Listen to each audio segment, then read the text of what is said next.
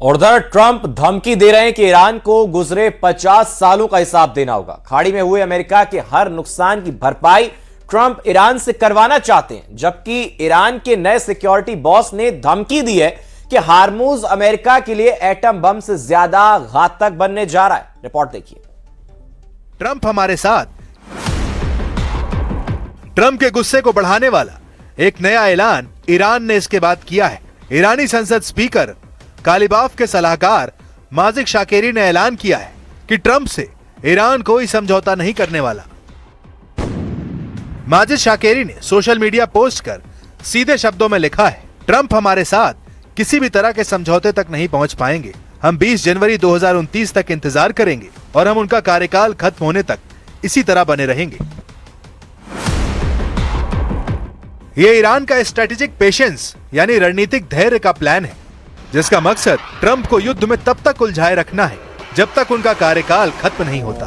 Trump के president पद से विदाई के बाद ईरान अपनी ज्यादातर शर्तों को मनवाकर युद्ध में जीत का ऐलान कर सकता है, लेकिन हार्मूज 2029 तक बंद रहा तो पूरी दुनिया में हाहाकार मच जाएगा।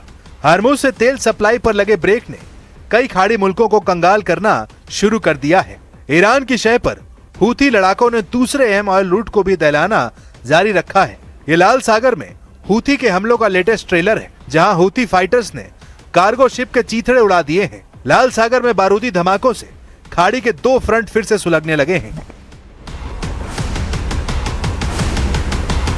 यही वो 2 फ्रंट बारूदी धमाकों से दहल रहे हैं। यमन के लड़ाका हूथी तेल रूट बॉब अल मंदेब में दुश्मनों के जहाजों को तबाह कर रहे हैं। इधर इजराइल लेबनान में हिजबुल्लाह को सिर उठाने की मोहलत नहीं दे रहा है, मगर मार बराबर की है। हूथी के हमले ज्यादा सटीक और विनाशकारी दिख रहे हैं। इजराइल की बमबारी भले ही भीषण है, लेकिन हूथी के हमलों का खौफ कई खाड़ी देशों में फैल रहा है, क्योंकि हार्मूज के बाद दूसरे तेल रूट का ब्लैक तबाही लाने वाला साबित हो सकता है। ईरान समर्थित हूथी फाइटर्स ने एक डेक कार्गो शिप को मिसाइल धमाके में उड़ा डाला है। लाल सागर से गुजर रहे कार्गो शिप पर हुए हमले में 3 लोगों की मौत होने की खबर है। यमन मिलिट्री ने इस हमले की डिटेल रिलीज कर बताया है कि बॉब अल मंदेब से हूथी की परमिशन के बगैर गुजरना अब खतरे से खाली नहीं है।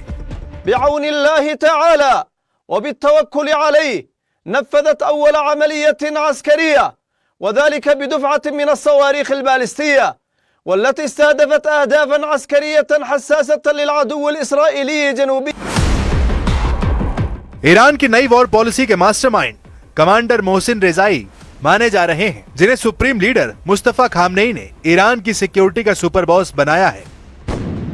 रेवोल्यूशनरी लड़ाकों के पूर्व कमांडर इन चीफ रहे मोहसिन रेजाई ईरान के नए सिक्योरिटी चीफ बनाए गए हैं। रेजाई को ये पद बाकर जोरगाद्र की जगह मिला है। रेजाई ईरान के सबसे कट्टर जनरलों में से एक माने जाते हैं। मोहसिन रेजाई ने अमेरिका और इजराइल से लंबे समय तक युद्ध जारी रखने का प्लान बनाया था। एक बात जो कमांडर रेजाई को सबसे खास बनाती है, वो है उनका काउंसिल में सुप्रीम लीडर का प्रतिनिधि होना, यानी रेजाई के पास डबल पावर, जिससे वो ईरान की पूरी मशीनरी पर कंट्रोल कर सकते हैं।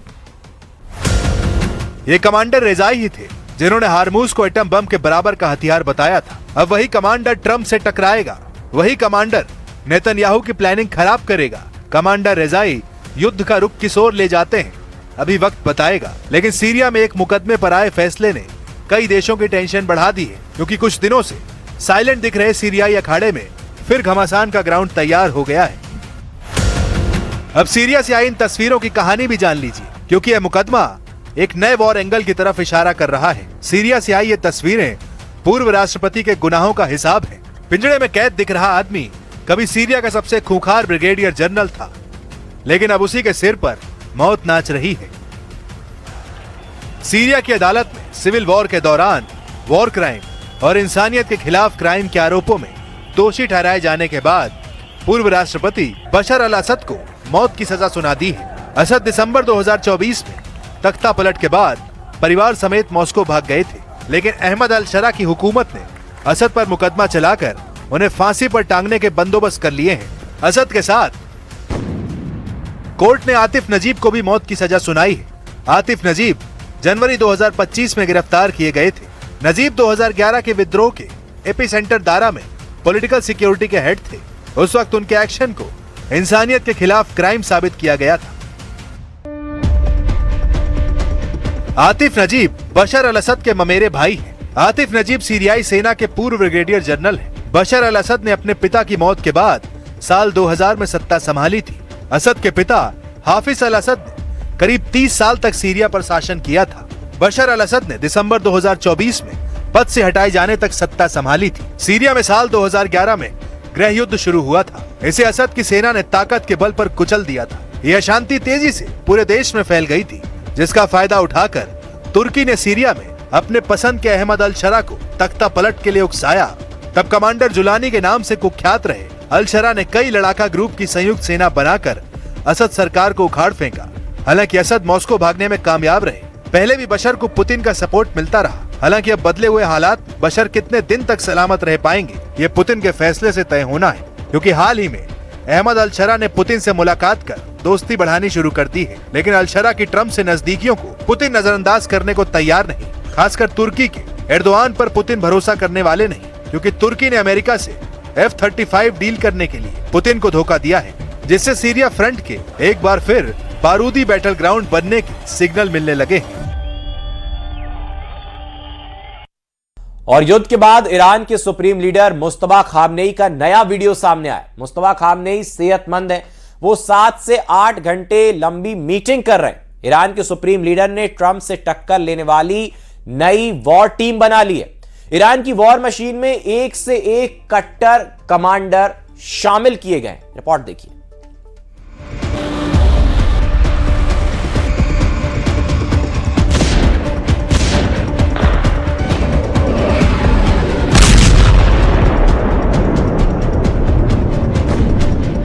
चौबीस घंटे पहले ट्रंप ने दावा किया कि ईरान सरेंडर करने वाला है। 24 घंटे बाद ट्रंप धमकी दे रहे हैं कि ईरान को भस्म कर डालूंगा।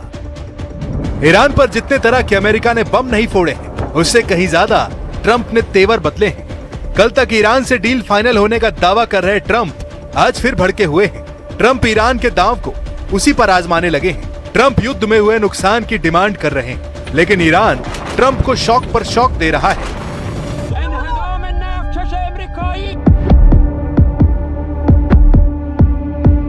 ईरान ने अपने सुप्रीम लीडर की वॉर मीटिंग का गुप्त वीडियो रिलीज कर दिया है। यह वीडियो ट्रंप को 440 वोल्ट का झटका देने वाला है, क्योंकि supreme leader Mustafa Khamenei fit and fine है। मुस्तफा के चेहरे पर कोई टेंशन नहीं दिख रही है। उनके दोनों हाथ सही सलामत हैं। मीटिंग में सुप्रीम लीडर ने जो प्लानिंग की वो अब ट्रंप को डरा रही है, क्योंकि ईरान डील तो दूर की बात अपनी नई वॉर टीम को जंग में उतार चुका है। इसके साथ एक बात और क्लियर हो गई है, वो ये कि ईरान के सुप्रीम लीडर का रुतबा बरकरार है। ईरान के सुप्रीम लीडर की हनक साफ है।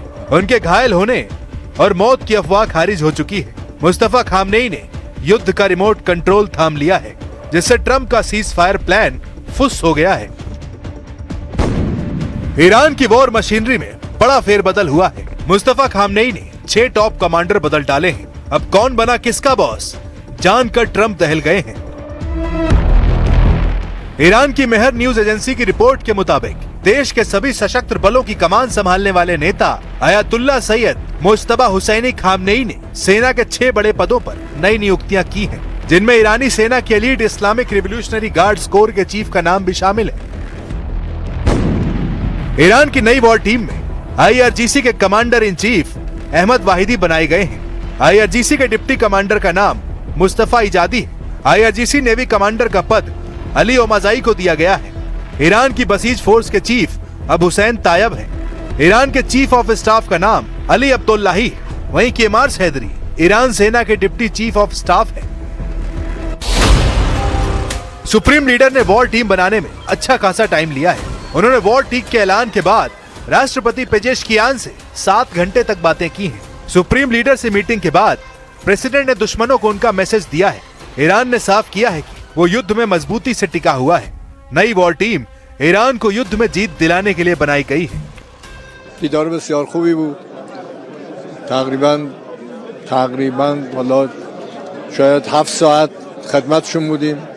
از تمام مسائل کشور رو تونستیم با همدیگه گفتگو کنیم و خب طبیعتاً دغدغه اصلی که اونجا مطرح میشد در رابطه با مسائل معیشت مردم بود، وضعیت بازار بود، اشتغال بود، مسکن مردم.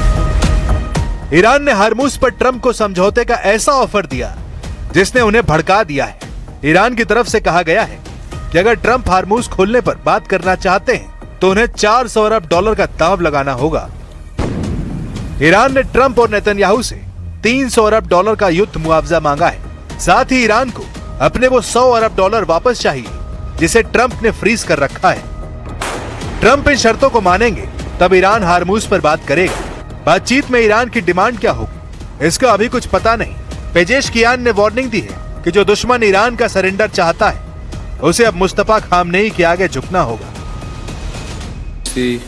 با حمایت خیلی کشورهای دیگه، کل کشورهای غربی و برخی کشورهای دیگه که همه میدانیم، ولی به ایست سر خم نکنه و نهایتاً دشمن رو مجبور بکنه که درخواست مذاکره. इन नई डिमांड से बौखलाए ट्रंप ने जवाब में ईरान से उन सभी लोगों के लिए मुआवजा मांगा है जिनकी मौत कभी भी किसी भी खाड़ी युद्ध में हुई हो। 1983 में बेरूत के मरीन कंपाउंड में बम धमाका भी शामिल है। बेरूत बम ब्लास्ट में 241 अमेरिकी सैनिकों की मौत हो गई थी। यही नहीं, ट्रंप ने साल 2003 से 2011 के बीच इराक में मारे गए 603 अमेरिकी सैनिकों का हर्जाना ईरान से मांगा है। ट्रंप ने कहा है कि वो ये भी चाहते हैं कि तेहरान मारे गए ईरानी प्रोटेस्टर्स के परिवारों को मुआवजा दे। They asked for reparations, you might say, or they asked for money for the damage that we've done. I said, that's a good idea. Well, we're going to ask for money for the damage they've done over a 50-year period. Whether you go SS Cole or whether you go all of the people that were so badly hurt, so badly wounded or killed, many thousands of people, and maybe damages for the 52,000 protesters over the last 4 months that were killed in Iran.